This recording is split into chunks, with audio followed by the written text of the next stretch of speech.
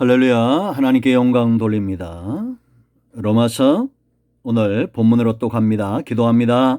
하나님, 로마서의 말씀들을 열어주시고 종과 듣는 모든 주의 백성들이 믿음 위에 서서 다시 한번 성령 충만해지고 하나님의 선하신 뜻을 분별하는 귀한 시간이 되기를 원합니다. 예수님의 이름으로 사모하며 기도합니다. 아멘.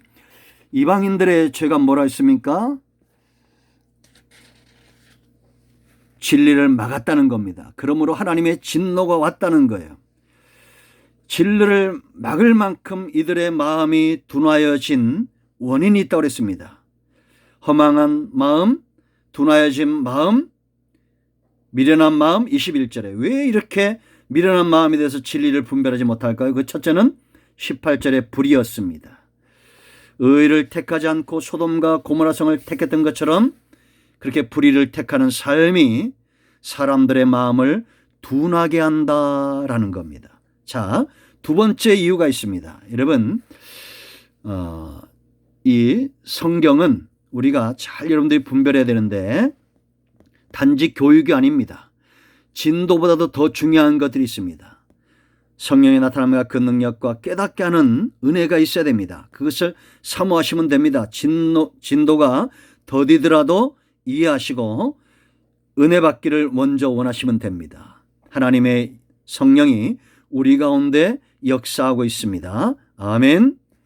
자, 여러분, 두 번째 이유가 있어요. 마음을 둔하게 하는 두 번째 이유. 21절에 한 번째 말씀 보면, 자, 하나님을 알되 하나님을 영화롭게도 아니하며 감사하지도 아니하고 오히려 뭐라 했습니까? 그 생각이 허망하여졌다라고 말합니다. 생각입니다. 생각. 어떤 생각을 하느냐가 굉장히 중요한 거예요. 성도는 마땅히 어떻게 하면 하나님을 영화롭게 할까? 어떻게 하면 감사의 삶을 살까? 이런 생각들이 있어야 됩니다. 이거는 억지 춘향이 아닙니다. 억지로 되어지는 것이 아니라 이방인들에겐 이것이 억지스러운 거예요. 이해되시죠? 그러나 성도에게는 이 생각은 너무 자연스러운 겁니다. 왜? 성령이 그 안에서 그들의 생각을 주장하기 때문입니다. 우리가 처음부터 온전한 신앙이 없습니다. 갈라디아 5장 16절 17절인 대로 육체의 소욕과 성령의 소욕이 서로 다투어요. 왜? 우리가 원하는 것을 하지 못하도록. 이 싸움에서 여러분, 우리는 성령의 소욕이 이기도록 성령을 쫓아 행해야 돼요. 육신의 짐이 안 됩니다. 많은 사람들이 지죠. 우리가 여러분, 이건 출애굽기에 잘 나타나 있습니다. 그래서 다음에 우리가 출애굽기를 또 강해서 제가 유튜브에 올릴 때가 있을 거예요. 광야에서 다 무덤만 만들고 갑니다. 여호수아, 갈렙, 그에게 속한 지파들 외에는 전부 광야에서 우리가 무덤만 만들고 죽는 인생들이 많습니다. 생각이 중요해요. 성령이 내 안에서 어떤 생각을 하겠어요, 여러분? 어떻게 하면 하나님을 영화롭게 할까? 어떻게 하면 감사할까? 그런데 이방인들은 하나님을 알지만 그런 생각 자체를 안 해요. 허망한 생각을 합니다. 여러분, 복 있는 사람은 어떤 사람입니까? 시편 1편 1절에 복 있는 사람은 악인들의 꾀를 따르지 아니하고. 왜냐? 자꾸 악한 생각을 하다 보면 죄인들의 길에 서게 됩니다. 이제는 그 길이 습관이 되는 거예요. 나중에는 오만한 자의 자리에 앉습니다. 교만해지고 오만해져서 스스로 나는 영적인 사람이라고 착각을 합니다. 하나님의 뜻이라고 착각을 합니다. 하나님의 자리에 자신들이 앉아 있는 거예요. 이게 미련한 사람들이에요. 그 마음이, 그 양심이 화인 맞는 겁니다. 그래서 이방인들의 생각은 이래요. 그러나 우리의 생각은 어때야 됩니까? 하나님을 영화롭게 하고 하나님께 감사하고. 생각 자체가 중요합니다. 왜냐? 생각은 출발이에요. 출발. 우리가 아침에 여러분 깨어서 어떤 생각을 합니까? 하나님, 오늘 하루도 주님과 동행하길 원합니다. 하나님께 영광 되기 원합니다. 하나님께 감사하는 삶을 살기 원합니다. 그런 생각을 가지도록 성령께서 역사하실 때 순종해야 됩니다. 그래서 로마서의 키는 8장이에요. 이제 우리가 앞으로 8장도 잘 살펴볼 텐데, 육신에게 지지 않고 성령을 쫓아 행하는 삶을 사는 저와 여러분이 되어야 될 줄로 믿습니다. 세 번째는 우상숭배입니다. 우상숭배는 반드시 사람들을 허망하게 만들고 미련스럽게 만듭니다. 반드시 우리의 마음을 둔하게 합니다. 우상 숭배라는 것은 내 마음의 주인이 하나님이 아니고 우상이라는 겁니다. 여러분, 이사야서 40장 44장까지 읽어보세요. 사람들이 나무를 해다가 어떻게 한다고 말합니까? 더러는 그것으로 땔감을 만들고 더러는 그것으로 고기를 구우면서 그 앞에 절한다는 겁니다. 내게 응답하고 내게 복을 달라고. 이 헛된 우상 숭배예요. 그런데 이 사람들이 이렇게 우상 숭배에 빠진 이유가 뭐예요? 이사야 44장 18절 말씀을 보면 그들이 알지도 못하고 깨닫지도 못하면 그들의 눈이 가려서 보지 못하며 그들의 마음이 어두워져서 깨닫지 못함이니라. 19절에 마음에 생각도 없고 지식도 없고 총명도 없으므로. 오늘 21절과 똑같은 내용입니다.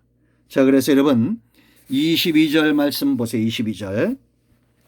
22절 스스로 지혜 있다 하나 어리석게 되어. 이게 이방인들이에요.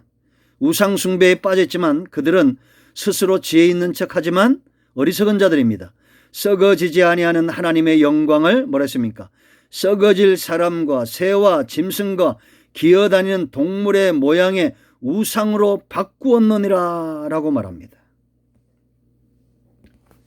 이사야 44장 17절 이렇게 말합니다. 사람들이 나무를 가다가 땔감으로 만들고 그 나머지로는 신상 곧 자기의 우상을 만들고 그 앞에 엎드려 경배하며 그것에게 기도하여 이르기를 너는 나의 신이니 나를 구원하라 하는도다.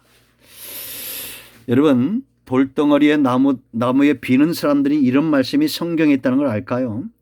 여러분 전도하시면서 이사야 44장 13절 이하의 말씀과 로마서 1장 오늘 22절 이하의 말씀들을 좀 가서 읽게끔 해보세요. 이렇게 우상숭배에 빠지니까 마음에는 생각도 없고 지식도 없고 총명도 없고 미련퉁이가 되는 겁니다. 이 욕하는 것 같죠? 성경에 있어요. 미련한 마음이 어두워졌다는 거예요. 기가 막힙니다. 알지도 못하고 깨닫지도 못하고 참 스스로 지혜 있는 것 같죠. 요즘 여러분 보세요. 저는 종교를 폄하하는 것이 아니라 성경대로 말하는 겁니다. 이런 분들이 큰 스님이라고 해서 직설 강연을 베풀고 하잖아요. 얼마나 미련스럽습니까? 그 전에 큰 스님 한 분이 돌아가시면서 자기는 수많은 사람들을 아비 지옥으로 이끌어갔다고 그런 고백하고 죽으신 스님이 있었어요.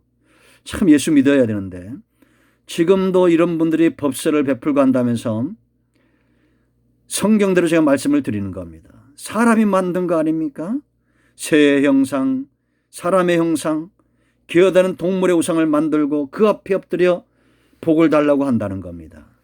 그 생각이 허망하여 지는 겁니다. 깨닫지를 못하는 겁니다. 우상 숭배는 그들을 반드시 그 마음을 둔하게 만든다라는 거 꼭 기억하시고, 그럼 우리는 어떻게 해야 됩니까? 내 마음의 주인은 하나님뿐인 것을 아셔야 됩니다. 하나님을 주인 삼는 저와 여러분 되기를 축복합니다. 네 번째, 이렇게 마음을 둔하게 하는 것이 있어요.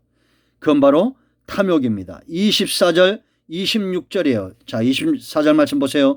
그러므로 하나님께서 그들의 마음을 정욕대로 더러움을 내버려 두사 그들의 몸을 서로 욕되게 하였으며, 이 정욕, 탐욕을 말합니다.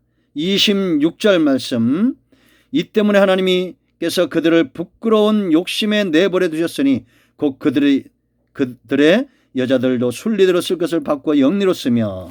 이제 이 다섯 번째랑 연결이 되는데요. 탐욕과 음욕, 성적인 타락을 말합니다. 이 네 번째, 다섯 번째 이유예요.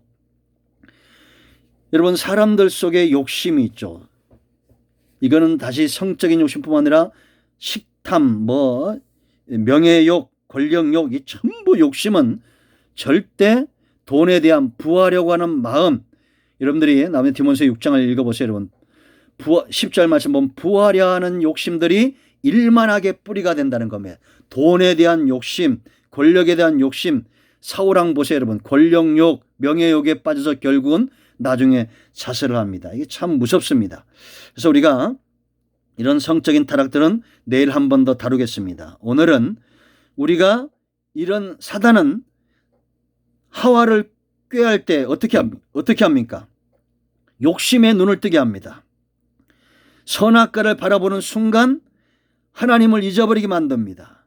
먹음직하고 보암직하고 지혜롭게 탐스럽게 할 만큼 사단의 강력한 역사는 우리의 탐욕을 자극한다라는 겁니다. 그래서 날마다 쳐서 복종시켜야 돼요. 이게 로마서 8장 12절 이하의 말씀드려요. 날마다 우리가 육을 쳐서 이겨야 됩니다. 그럴 때 우리는 사단의 꾀임을 받지 않습니다. 마태복음 4장과 누가복음 4장을 잘 읽어보세요. 예수님께서 어떻게 사단의 공격을 막아내는지 40일 동안 줄인 걸 알고 사탄이 와서 어떻게 합니까? 제일 먼저 떡을 만들어 먹어라. 그럴 때 사람은 떡으로만 살지 않는다는 말씀에 붙들림 받은 예수님이었어요. 그리고 주 너의 하나님께만 경배하라. 하나님을 향한 하나님 중심, 하나님 경배 중심 분명했기 때문에 예수님은 사단에게 넘어가지 않았습니다. 그러므로 저와 여러분도 말씀 중심, 하나님 중심의 삶에 붙들려 있어야 됩니다. 깨어 있어야 돼요. 성령을 쫓아 행하십시오. 육체 욕심을 이루지 않을 것입니다. 아멘. 기도합니다. 하나님 오늘 이 말씀대로 우리 가운데 이루어지기를 원합니다. 예수님의 이름으로 사모하며 축복하며 기도합니다. 아멘. 이제 선포합니다. 여러분 가운데 있는 모든 영적인 어둠들은 예수님의 이름으로 물러가며 이방인들처럼 우리의 양심을 화인맞게 하는 사단의 역사는 예수님의 이름으로 떠나갈 것입니다. 영적인 문제, 범사의 문제, 어둠의 문제는 오직 예수 그리스도의 이름으로 하나님의 선하신 뜻 가운데 응답될 것입니다. 아멘. 할렐루야.